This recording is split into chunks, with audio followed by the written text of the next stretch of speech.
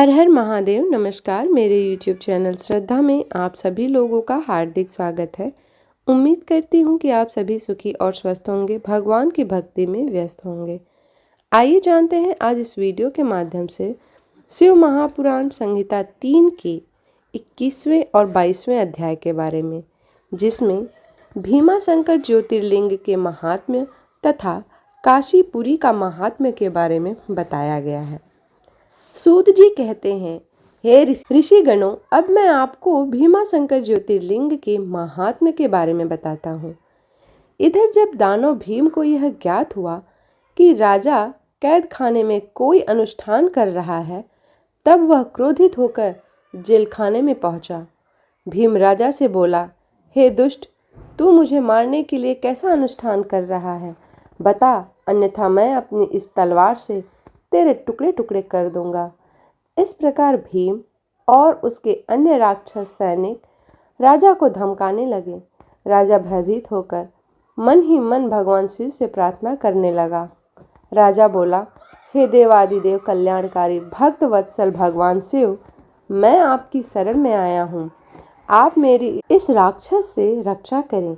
इधर जब राजा ने उसकी बात का कोई जवाब नहीं दिया, तो वह क्रोधित होकर तलवार हाथ में लिया और उस पर झपटा।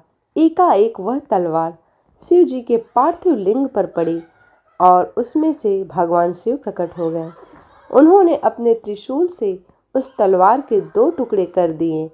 फिर उनके गढ़ों का दैत्य सेना के साथ महायुद्ध हुआ। उस भयानक युद्ध से धरती और आकाश डोलने लगा।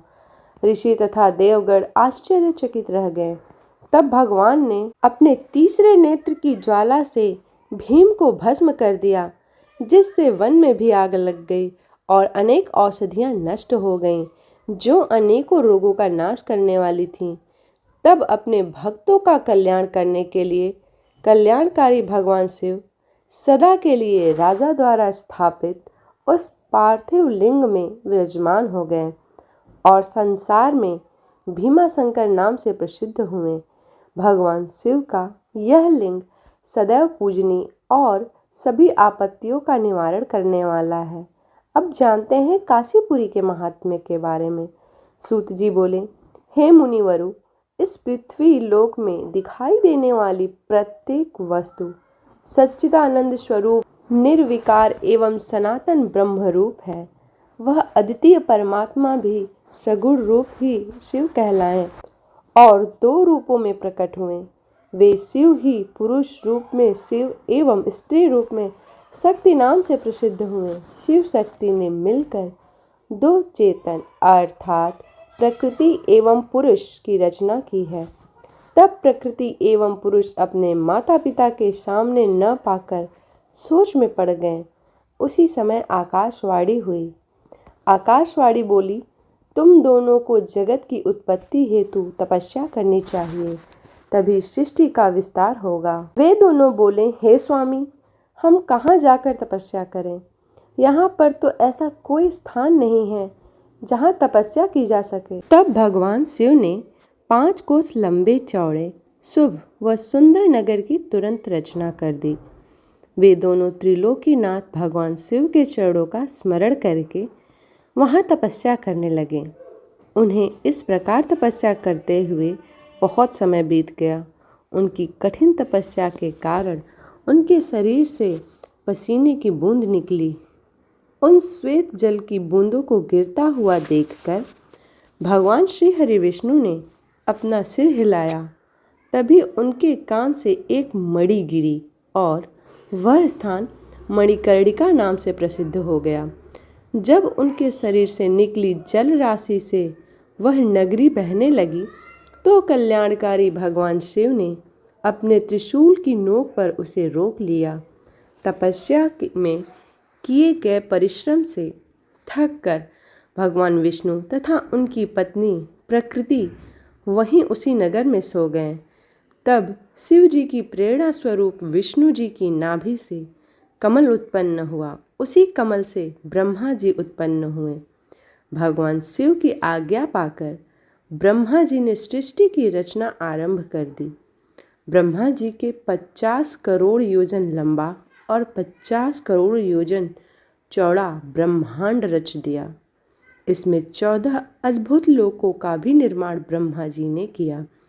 इस प्रकार जब सर्वेश्वर शिव की आज्ञा से ब्रह्मा जी द्वारा ब्रह्मांड का निर्माण हो गया, तब भक्त वत्सल भगवान शिव के मन में विचार आया कि इस संसार के सभी प्राणी तो कर्म पास में बंधे रहेंगे, सांसारिक मोह माया में पड़कर भला वे मुझे किस प्रकार पा सकेंगे। ऐसा सोचकर त्रिलोकीनाथ कल्याणकारी भगवान शिव ने अपने त्रिशूल से 5 कोस नगरी उतार कर ब्रह्मांड से अलग कर तत्पश्चात उसमें अपने अविमुक्ति ज्योतिर्लिंग की स्थापना कर दी। यही पंचकोशी कल्याणदायिनी ज्ञानदात्री एवं मोक्षदात्री नगरी काशी कहलाई। भगवान शिव ने इस नगरी में अपनी ज्योतिर्लिंग की स्थापना करने के पश्चात इसे पुनः मृत्युलोक में त्रिशूल के माध्यम से जोड़ दिया। कहते हैं ब्रह्मा जी का एक दिन पूरा होने पर प्रलय आती है, परंतु इस काशी नगरी का नाश असंभव है, क्योंकि प्रलय के समय शिव जी इस काशी नगरी को अपनी त्रिशूल पर धारण कर लेते हैं तथा सब शांत हो जाने पर काशी को पृथ्वीलोक से जोड़ देते हैं। इसलिए मुक्ति की कामना करने वालों को काशी जाना चाहिए। यहाँ के दर्शनों से हर प्रकार के पापों से मुक्ति मिल जाती है। काशी मोक्ष देने वाली नगरी के रूप में प्रसिद्ध है। संसार के समस्त प्राणियों के मध्य में सत्व रूप में और बाहर तामस रूप में विराजमान परमात्मा भगवान शिव ही हैं।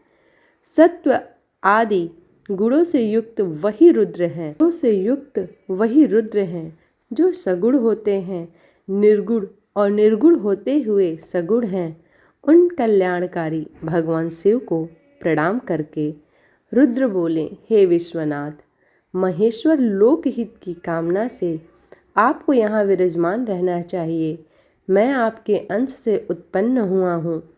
आप मुझ पर कृपा करें और देवी पार्वती सहित यहीं पर निवास करें। ब्राह्मणों, जब विश्वनाथ ने भगवान शिव की इस प्रार्थना की, तब भगवान शिव संसार के कल्याण के लिए काशी में देवी पार्वती सहित निवास करने लगे। उसी दिन से काशी सर्वश्रेष्ठ नगरी कही गई। इस प्रकार शिव महापुराण संहिता 3 का 21वां और 22वां अध्याय समाप्त होता है। उम्मीद करती हूँ कि आज की ये वीडियो आप लोगों को बहुत पसंद आई होगी। यदि ये वीडियो पसंद आई हो तो वीडियो को ज़्यादा से ज़्यादा शेयर करें, लाइक करें और बेल आइकन का बटन ज़रूर दबा दें, ताकि भगवान भक्ति और पूजा पाठ से जुड़ी हुई वीडियो जो भी मैं आप लोगों के साथ साझा करूँ वो उसका नोटिफिकेशन आप लोगों को तुरंत प्राप्त हो जाए। मिलते हैं अगले अध्याय में, तब तक के लिए हर हर महादेव।